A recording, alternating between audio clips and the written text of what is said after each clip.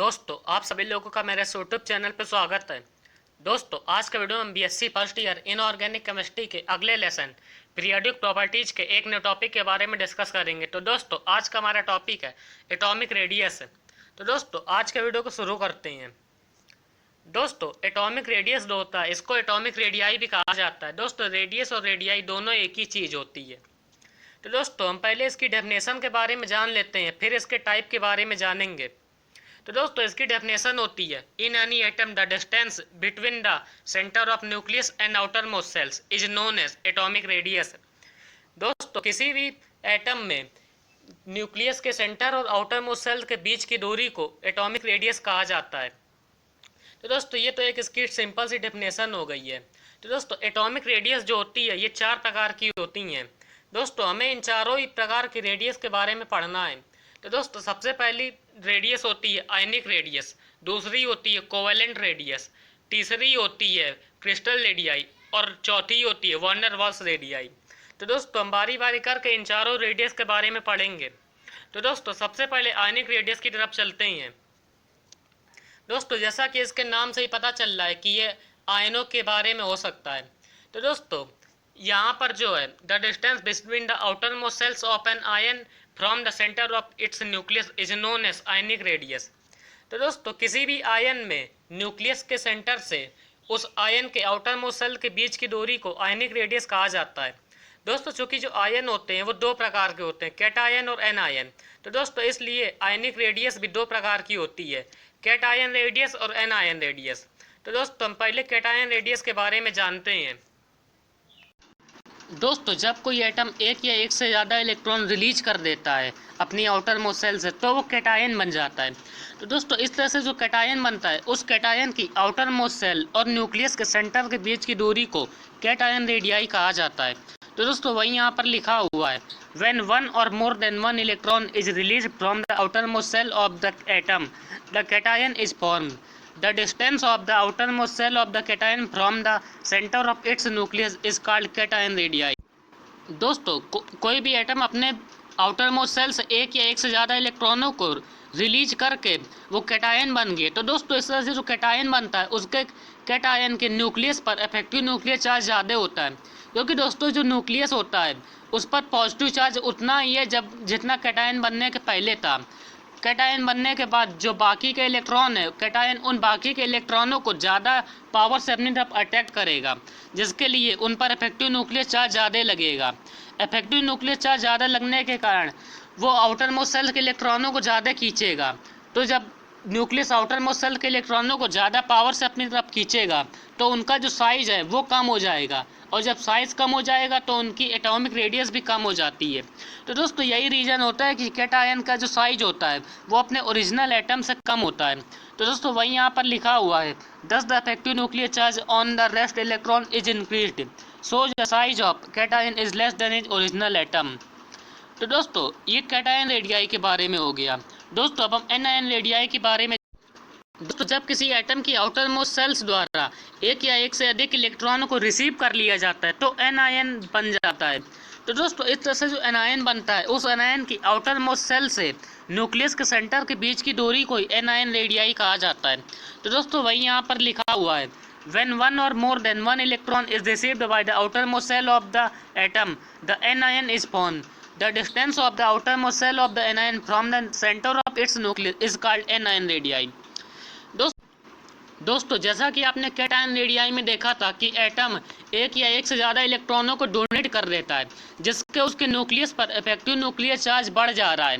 दोस्तों यहाँ पर उल्टा हो रहा है कि यहाँ पर जो आउटर मोस्ट सेल है वो एक या एक से ज़्यादा इलेक्ट्रॉनों को रिसीव कर ले रहा है। जब वो रिसीव कर ले रहा है तो उसके न्यूक्लियस पर इफेक्टिव न्यूक्लियर चार्ज कम हो जा रहा है। तो दोस्तों इफेक्टिव न्यूक्लियर चार्ज कम होने के कारण जो उसकी पावर है न्यूक्लियस को आउटर मोस्ट सेल के इलेक्ट्रॉनों को अपनी तरफ अट्रैक्ट करने की वो भी कम हो जा रही है। तो दोस्तों जब न्यूक्लियस आउटर मोस्ट सेल के इलेक्ट्रॉनों को कम पावर से अपनी तरफ अट्रैक्ट कर रहा है तो उनका साइज ज़्यादा कम नहीं हो पा रहा है, मतलब उनका साइज उनके ओरिजिनल एटम से बड़ा ही रहेगा। तो दोस्तों वहीं यहाँ पर लिखा हुआ है thus the effective nuclear charge on the rest electron is decreased so the size of anion is greater than its original atom। तो दोस्तों इस तरह से एनायनिक रेडियाई के बारे में हो गया। दोस्तों अब हम अपनी अगली रेडियाई की तरफ चलते हैं। दोस्तों हमारी अगली रेडियाई है कोवेलेंट रेडियाई। दोस्तों जैसा कि इसके नाम से ही पता चल रहा है कि ये कोवेलेंट बॉन्ड के बारे में कुछ हो सकता है, तो दोस्तों हम इसके बारे में जान लेते हैं। दोस्तों कोई भी दो आइडेंटिकल एटम जो कोवेलेंट बॉन्ड से बंधे हुए हैं उनके न्यूक्लियस के बीच की दूरी के आधे को कोवेलेंट रेडियाई कहा जाता है।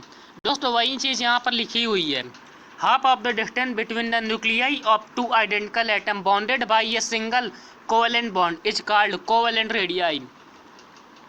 दोस्तों हम इसको एक डायग्राम के माध्यम से समझ सकते हैं। दोस्तों यहाँ पर देख रहे हैं कि क्लोरीन के दो आइडेंटिकल एटम है, मतलब एक समान एटम है। ये दोनों कोवेलेंट बॉन्ड से बंधे हुए हैं एक दूसरे से। ये यहाँ पर आप कोवेलेंट बॉन्ड देख सकते हैं। तो दोस्तों यहाँ पर दोनों क्लोरीन के न्यूक्लियस के बीच की दूरी जो है वो 1.98 एंगस्ट्रॉम है। तो दोस्तों इन दोनों न्यूक्लियस के बीच की दूरी के आधे को ही कोवेलेंट रेडियाई कहा जाएगा क्लोरीन की। तो दोस्तों कोवेलेंट रेडियाई जो है, क्लोरीन की कोवेलेंट रेडियाई होगी 0.99 एंगस्ट्रॉम। तो दोस्तों यहाँ पर आपने देखा कि क्लोरीन के दो आइडेंटिकल एटम है जो कोवेलेंट बॉन्ड से आपस में बंधे हुए हैं, उनके न्यूक्लियस के बीच की दूरी के आधे को ही कोवेलेंट रेडियाई कहा जा रहा है। तो दोस्तों ये कोवेलेंट रेडियाई के बारे में हो गया। दोस्तों अब हम अगली रेडियाई की तरफ चलते हैं। दोस्तों हमारी अगली रेडियस है क्रिस्टल रेडियाई। दोस्तों इस क्रिस्टल रेडियाई को मेटेलिक रेडियाई भी कहा जाता है। तो दोस्तों हम इसकी डेफिनेशन के बारे में जान लेते हैं। तो दोस्तों इसकी डेफिनेशन है, half of the distance between the nuclei of two nearby atoms in a crystal lattice of a metal is called crystal radii of that atom. तो दोस्तों किसी भी मेटल के क्रिस्टल लैटिस में पास के दो मॉलिक्यूल्स के न्यूक्लियस के बीच की दूरी के आधे को क्रिस्टल रेडियाई कहा जाता है। तो दोस्तों क्योंकि यहाँ पर मेटल के क्रिस्टल लैटिस के बारे में बात की गई है, दोस्तों मेटल के क्रिस्टल लैटिस में जो मेटल के एटम्स होते हैं वो आपस में मेटेलिक बॉन्डिंग से जुड़े होते हैं, इसलिए इनको मेटेलिक रेडियाई भी कहा जाता है। दोस्तों हम इसको एक एग्जांपल के माध्यम से समझ सकते हैं। दोस्तों मान ले यहाँ पर ये सोडियम का क्रिस्टल लैटिस हो गया है। तो दोस्तों यहाँ पर हमने सोडियम के दो एटम्स को ले लिया जो बहुत पास है। जैसे मान लिया ये एटम हो गया और ये एटम हो गया, तो इन दोनों एटम को हमने यहाँ पर ये ले रखा। तो इन दोनों सोडियम के बीच में मेटेलिक बॉन्डिंग पाई जा रही है। तो दोस्तों इन दोनों सोडियम के न्यूक्लियस के बीच की दूरी जो है ये दूरी ये 3.72 एंगस्ट्रॉम है।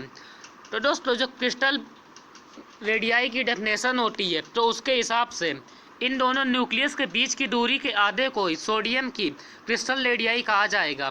तो दोस्तों सोडियम की क्रिस्टल रेडियाई होती है 1.86 एंगस्ट्रॉम। तो दोस्तों ये क्रिस्टल रेडियाई के बारे में हो गया। दोस्तों हम अपनी लास्ट रेडियाई की तरफ चलते हैं। दोस्तों लास्ट टाइप की रेडियाई है वैन डर वाल्स रेडियाई। दोस्तों ये रेडियाई वहाँ पर पाई जाती है जहाँ पर दो मॉलिक्यूल्स के बीच में या दो एटम्स के बीच में इंटरमॉलिकुलर फोर्स ऑफ अट्रैक्शन मतलब वैन डर वाल्स फोर्स पाए जाएं। तो दोस्तों इनकी डेफिनेशन के बारे में देख लेते हैं।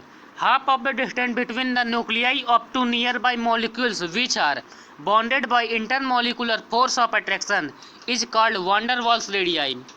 दोस्तों ये रेडियाई उन दो मॉलिक्यूल्स के बीच में पाई जाएगी जहाँ पर इंटरमॉलिकुलर फोर्स ऑफ अट्रैक्शन हो, किसी भी तरह की कोई भी बॉन्डिंग ना हो, ना कोवेलेंट बॉन्ड हो ना क्रिस्टल बॉन्डिंग हो, मतलब मेटेलिक बॉन्डिंग। तो दोस्तों ये वहीं पाई जाएगी जहाँ पर weak van der Waals force पाए जाते हैं। दोस्तों यहाँ पर आप क्लोरीन के दो मॉलिक्यूल्स देख सकते हैं, एक मॉलिक्यूल ये है और दूसरा मॉलिक्यूल ये है। दोस्तों ये दोनों मॉलिक्यूल आपस में किसी बॉन्ड से नहीं जुड़े हैं, बल्कि ये दोनों मॉलिक्यूल्स आपस में weak van der Waals force से जुड़े हुए हैं। तो दोस्तों इन दोनों ही मॉलिक्यूल्स के पास के जो न्यूक्लियस हो गए हैं, ये न्यूक्लियस को आप यहाँ देख सकते हैं, एक न्यूक्लियस ये और दूसरा न्यूक्लियस ये। तो दोस्तों इन दोनों न्यूक्लियस के बीच की दूरी के आधे को ही वैन डर वाल्स रेडियाई कहा जाएगा। तो दोस्तों क्लोरीन की वैन डर वाल्स रेडियाई होती है 1.8 एंगस्ट्रॉम। तो दोस्तों ये एटॉमिक रेडियस के बारे में हो गया। दोस्तों अब हम एटॉमिक रेडियस के बारे में एक बहुत ही इंपॉर्टेंट चीज़ के बारे में बताने जा रहे हैं। दोस्तों किसी भी एटम की वैन डर वाल्स रेडियाई उसकी कोवेलेंट रेडियाई से हमेशा बड़ी होती है। दोस्तों जैसा कि आपने देखा कि क्लोरीन की van der Waals radii 1.8 angstrom होती है और क्लोरीन की कोवेलेंट रेडियाई 0.99 एंगस्ट्रॉम होती है। तो दोस्तों इस तरह से आपने देखा कि क्लोरीन की वैन डर वाल्स रेडियाई उसकी कोवेलेंट रेडियाई से बड़ी है। तो दोस्तों ये एटॉमिक रेडियाई के बारे में हो गया। दोस्तों अब हम एटॉमिक रेडियाई को अफेक्ट करने वाले फैक्टर्स के बारे में जानेंगे। पहला फैक्टर होता है इफेक्टिव न्यूक्लियर चार्ज। दोस्तों जैसा कि आप अपनी स्क्रीन पर देख सकते हैं, as the effective nuclear charge increases the force of attraction between the nucleus and the electrons present in outer most shells increases, as a result the covalent radii of the atom decreases. दोस्तों जो effective nuclear charge होता है, जैसे ही nucleus का effective nuclear charge बढ़ता है, वो आउटर मोस्ट सेल्स के इलेक्ट्रॉनों को ज़्यादा फोर्स ऑफ अट्रैक्शन से अपनी तरफ अट्रैक्ट करता है। तो दोस्तों जब वो न्यूक्लियस आउटर मोस्ट सेल के इलेक्ट्रॉनों को ज़्यादा पावर से अपनी तरफ खींचेगा, तो उसका रिजल्ट होता है कि एटम का साइज कम हो जाता है। एटम का साइज कम हो जाता है तो उसकी एटॉमिक रेडियाई भी कम हो जाती है। हम यहाँ पर एटॉमिक रेडियाई को कोवेलेंट रेडियाई भी कह सकते हैं कि उसकी कोवेलेंट रेडियाई भी कम हो जाती है। तो दोस्तों ये इसका पहला फैक्टर हो गया। दोस्तों अगला फैक्टर है नंबर ऑफ सेल्स। दोस्तों जैसा कि आप यहाँ पर देख सकते हैं कि as the number of shells in the atom increases, the distance between the nucleus to the electron present in the outer most shells increases, as a result the value of covalent radii increases. दोस्तों जब कोई भी electron अगली cell में भरा जाता है तो न्यूक्लियस से उस आउटर मोस्ट सेल्स के बीच की दूरी बढ़ जाती है। तो दोस्तों न्यूक्लियस से आउटर मोस्ट सेल के बीच की दूरी बढ़ने से उसकी एटॉमिक रेडियस भी बढ़ जाती है। एटॉमिक रेडियस बढ़ जाती है मतलब कोवेलेंट रेडियस भी बढ़ जाती है। तो दोस्तों ये तो उनके फैक्टर्स के बारे में हो गया कि एटॉमिक रेडियस को कौन से फैक्टर्स अफेक्ट करते हैं। दोस्तों अब हम एटॉमिक रेडियाई की पेरियोडिसिटी के बारे में देख लेते हैं कि किसी पीरियड में लेफ्ट टू राइट जाने पर उसमें क्या चेंज होता है और किसी ग्रुप में टॉप टू बॉटम आने पर उसमें क्या चेंज होता है। तो दोस्तों पहले हम पीरियड में वेरिएशन के बारे में देखेंगे कि किसी पीरियड में लेफ्ट टू राइट जाने पर उसमें क्या चेंज होता है। तो दोस्तों जैसा कि आप यहाँ पर देख सकते हैं, atomic radii decreases from left to right in a period because increasing the atomic number increases 1 unit positive charge on the nucleus and extra electrons are filled in the same energy level. As a result, the attraction force of the nucleus on the electron increases and the atomic radii decreases. दोस्तों यहाँ पर लिखा हुआ है कि किसी period में left to right जाने पर एटॉमिक नंबर बढ़ता है। दोस्तों एटॉमिक नंबर बढ़ने से एक इलेक्ट्रॉन भी बढ़ता है, एक इलेक्ट्रॉन बढ़ने से एक प्रोटॉन भी बढ़ेगा। तो दोस्तों वो जो प्रोटॉन होता है वो न्यूक्लियस पर 1 यूनिट पॉजिटिव चार्ज बढ़ा देता है और वो जो एक्स्ट्रा इलेक्ट्रॉन होते हैं वो सेम एनर्जी लेवल में ही भरा जाता है। तो दोस्तों उसी सेम एनर्जी लेवल में भरने से न्यूक्लियस आउटर मोस्ट सेल्स के इलेक्ट्रॉनों को अपनी तरफ ज़्यादा अट्रैक्शन फोर्स से अट्रैक्ट करता है, जिससे उनका इफेक्टिव न्यूक्लियर चार्ज बढ़ जाता है और इफेक्टिव न्यूक्लियर चार्ज बढ़ने से वो आउटर मोस्ट सेल्स के इलेक्ट्रॉनों को ज़्यादा पावर से अपनी तरफ अट्रैक्ट कर लेता है और जब ज़्यादा पावर से अपनी तरफ अट्रैक्ट कर लेगा तो उसकी एटॉमिक रेडियाई कम हो जाती है। तो दोस्तों वही यहाँ पर लिखा हुआ है पीरियड में वेरिएशन के बारे में। दोस्तों अब हम ग्रुप में वेरिएशन के बारे में जान लेते हैं कि ग्रुप में टॉप टू बॉटम आने पर उसमें क्या चेंज आता है। तो दोस्तों जैसे ही हम किसी ग्रुप में टॉप टू बॉटम आते हैं तो उसका जो इलेक्ट्रॉन होता है वो अगली सेल में भरा जाता है। दोस्तों अगली सेल में भरने के कारण जो उसका इफेक्टिव न्यूक्लियर चार्ज है वो कम हो जाता है और इफेक्टिव न्यूक्लियर चार्ज कम होने के कारण उसका रेडियाई बढ़ जाती है। रेडियाई बढ़ती है जिससे उसका शेप भी बढ़ जाता है। तो दोस्तों ये उसके ग्रुप में वेरिएशन होता है। तो दोस्तों ये एटॉमिक रेडियाई की पेरियोडिसिटी के बारे में हो गया। दोस्तों हम अपने लास्ट टॉपिक की तरफ चलते हैं। दोस्तों अब हम आइसो इलेक्ट्रॉनिक आयंस की एटॉमिक रेडियाई के बारे में जानेंगे कि उन आइसो इलेक्ट्रॉनिक आयंस में किसकी रेडियाई बड़ी होगी और किसकी छोटी होगी। दोस्तों इससे पहले हम आइसो इलेक्ट्रॉनिक आयंस की डेफिनेशन के बारे में जान लेते हैं। दोस्तों इसकी डेफिनेशन होती है ions that have same number of electrons but have different nuclear charge are called isoelectronic ions. Due to different nuclear charge they have different ionic radii. तो दोस्तों ऐसे आयन जिनके पास सेम नंबर ऑफ इलेक्ट्रॉन्स हो लेकिन अलग अलग effective nuclear charge हो उनको आइसो इलेक्ट्रॉनिक आयंस कहा जाता है। दोस्तों इफेक्टिव न्यूक्लियर चार्ज अलग अलग होने के कारण उनकी आयनिक रेडियाई भी अलग अलग होती है। तो दोस्तों हम कुछ एग्जाम्पल के माध्यम से इसको अच्छी तरह से समझ सकते हैं। तो दोस्तों यहाँ पर आप देख सकते हैं कि ये ऊपर जो ये आइसो इलेक्ट्रॉनिक आयंस दिए गए हैं, इनके पास सेम नंबर ऑफ इलेक्ट्रॉन्स हैं लेकिन इनमें जो प्रोटॉन्स की संख्या है वो अलग अलग है। दोस्तों जैसा कि आप सबसे पहले देख सकते हैं कि नाइट्रोजन पे 3 इलेक्ट्रॉन आ गए हैं जिससे वो 10 इलेक्ट्रॉन का हो गया है। ऑक्सीजन पे भी 2 इलेक्ट्रॉन और आ गए हैं जिससे वो 10 इलेक्ट्रॉन हो गया है। फ्लोरीन पे 1 इलेक्ट्रॉन और आ गया है जिससे वो 10 इलेक्ट्रॉन हो गया है। सोडियम से 1 इलेक्ट्रॉन निकल गया है जिससे वो 10 इलेक्ट्रॉन हो गया, और मैग्नीशियम से भी 2 इलेक्ट्रॉन निकल गए हैं जिससे उस पर नंबर ऑफ इलेक्ट्रॉन्स 10 हो गई है। तो दोस्तों यहाँ पर इन सब पर जो टोटल नंबर ऑफ इलेक्ट्रॉन्स है वो सेम है, इन सभी ही आयंस पे 10 इलेक्ट्रॉन है। दोस्तों लेकिन यहाँ पर जो नंबर ऑफ प्रोटॉन्स है वो अलग अलग है। दोस्तों नाइट्रोजन का जो एटॉमिक नंबर होता है वो 7 होता है। इसका मतलब ये है कि उसमें 7 प्रोटॉन्स और 7 इलेक्ट्रॉन होंगे। दोस्तों यहाँ पर नाइट्रोजन आयन है जिससे उसमें 10 इलेक्ट्रॉन हो जा रहे हैं, लेकिन उसमें प्रोटॉन 7 ही रहेंगे। तो दोस्तों ये 7 प्रोटॉन मिलकर 10 इलेक्ट्रॉनों को कम पावर से अपनी तरफ अट्रैक्ट करेंगे, मतलब उन पर इफेक्टिव न्यूक्लियर चार्ज भी कम लगेगा, इसलिए उनकी आयनिक रेडियाई ज़्यादा होगी। दोस्तों ऑक्सीजन का एटॉमिक नंबर 8 होता है। इसका मतलब ये है कि इसमें 8 प्रोटॉन होंगे और 8 ही इलेक्ट्रॉन होंगे। तो दोस्तों ऑक्सीजन के 8 प्रोटॉन ऑक्सीजन आयन के 10 इलेक्ट्रॉनों को अपनी ओर नाइट्रोजन आयन से थोड़ा ज़्यादा इफेक्टिव न्यूक्लियर चार्ज से आउटर मोस्ट शेल के इलेक्ट्रॉनों को अपनी तरफ अट्रैक्ट करेंगे। इसका मतलब ये होगा कि इनकी आयनिक रेडियस नाइट्रोजन आयन से थोड़ी कम होगी। तो दोस्तों फ्लोरीन का एटॉमिक नंबर 9 होता है, मतलब इसमें 9 होंगे और 9 इलेक्ट्रॉन होंगे। दोस्तों यहाँ फ्लोरीन आयन में 10 इलेक्ट्रॉन हो जा रहे हैं और इन 10 इलेक्ट्रॉनों को 9 प्रोटॉन अपनी और ऑक्सीजन आयन से थोड़ा ज़्यादा इफेक्टिव न्यूक्लियर चार्ज से अपनी तरफ अट्रैक्ट करेंगे। तो इसलिए इनकी आयनिक रेडियस ऑक्सीजन आयन से कम होगी क्योंकि इनका इफेक्टिव न्यूक्लियर चार्ज ज़्यादा है। दोस्तों ऐसे ही सोडियम आयन में 11 प्रोटॉन है, ये 10 इलेक्ट्रॉनों को अपनी और फ्लोरीन आयन से ज़्यादा पावर से अपनी तरफ अट्रैक्ट करेंगे जिससे इनका इफेक्टिव न्यूक्लियर चार्ज और ज़्यादा होगा, इसलिए इनकी आयनिक रेडियस और कम होगी। और इसी तरह मैग्नीशियम आयन में 12 प्रोटॉन्स है, ये 10 इलेक्ट्रॉनों को अपनी और सबसे ज़्यादा पावर से अट्रैक्ट करेंगे, मतलब इनका इफेक्टिव न्यूक्लियर चार्ज सबसे ज़्यादा होगा, इसलिए इनकी आयनिक रेडियस सबसे कम होगी।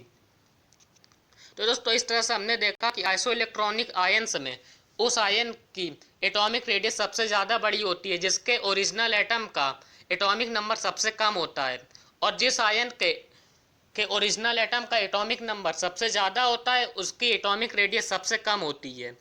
तो दोस्तों इस तरह से हमारा आज का वीडियो कंप्लीट होता है। दोस्तों उम्मीद करता हूँ आप लोग को मेरा ये वीडियो अच्छा लगा होगा। दोस्तों फिर मिलेंगे एक और नए वीडियो के साथ।